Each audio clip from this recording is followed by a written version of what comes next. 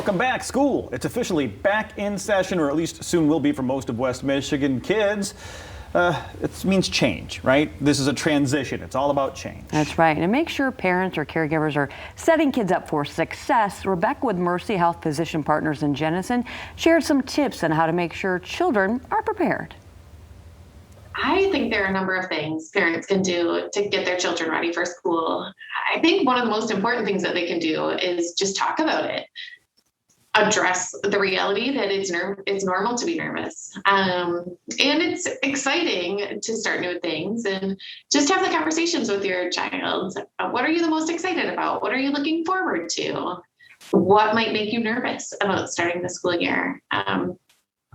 I have a 5-year-old going into kindergarten, and we ran into a teacher at her school who just gave her the sweetest advice that teachers are nervous too, and teachers don't know their classes yet. And it was a great reminder, I think, that it's normal to be nervous. And so just addressing that and talking about it is huge. I think routines are hugely valuable. Summer is this awesome time to stretch our flexibility, and a lot of people like to take advantage of that. And the next stage is fall. And as we head into the school year, starting to figure out when to go to bed and when to wake up, and develop those new routines now instead of the night before school starts really sets your family up for success that way. I think another thing is just anticipating what your school plans to do from a mask perspective. Talk about masks with your kids and talk about them respectfully. When you plan to wear masks somewhere, leave it to the fact that you plan to wear masks. I think it's amazing how much kids pick up on their parents' feelings and opinions and fears and anxieties around to mask or not to mask. So just keeping that to the facts, and we're going to wear our masks here to make sure we don't spread infection. We're going to wear our masks because we're careful around grandma and grandpa. We oftentimes schedule well child visits. Sometimes they're scheduled as sports physicals. It's amazing the little things that we can accomplish and the big things we can accomplish at their well visits. I talk to them as I look in their ears and as I look in their eyes and their throat. And do you have any allergies? What do you do about it? We listen to their lungs. We make sure that that sounds healthy. We, check out their abdomen. We talk about joints and joint pain. And it's amazing how much ground we can cover and questions we can get answered in an office visit. And it also just helps to update kids on their vaccines. Make sure that they're vaccine ready for school, and to answer any questions, just make sure that we're maximizing health before we enter the busyness of the school year.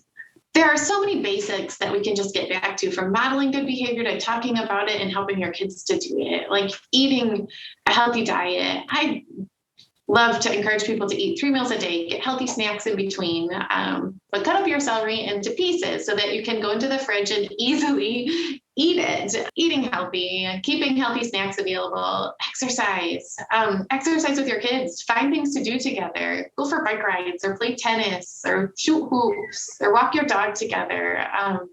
But exercise can be a great way just to be together and to have that healthy movement, good for your bodies, good for your minds kind of activity. But sleep is so crucial to learning well and developing well. Different ages need different amounts of sleep. So if you have kids that are, say, 6 to 12 years old, allow them a lot of time to sleep at night. 9 to 12 hours is typically what they need. If you have teenagers, ages 13 to 18, we would recommend at least 8. Some of them need more like 10 hours of sleep at night. The best thing you can do from a sleep perspective is go to bed at the same time and wake up at the same time every morning. So allowing for those routines now really sets your family up for success when school does start. Get vaccinated. We have the vaccine in our offices now, which is tremendously convenient. We would love to help you out with that. What I would feel is the most important recommendation is put your screens away. This past year, one of the most difficult things for me at work was seeing all of the teenagers who are anxious and depressed about things that I had seen a lot less of in years prior. And one common thread there was that they were spending a lot of time in their rooms and they were spending a lot of time alone on screens. And some of that is just the way that the cookie crumbles. You know, I don't fault any of their parents. And I think that we're all really doing our best here, and keep doing your best. I'm sure you're doing a great job, parents, and give yourself a little grace here. But when you get home, put your phones away, put your email and your text messages to the side, and look your kids in the eye and ask them about their day. Turn the TV off and make the kitchen table a good place for homework. Just really modeling that for your kids can be so tremendously valuable and help you build those relationships that will help them stay healthy. Mercy Health is here to help you. We would like to provide assistance in any way we can as you get ready for the school year. Please don't hesitate to reach out to us or call us. And thanks for being so invested in your kids.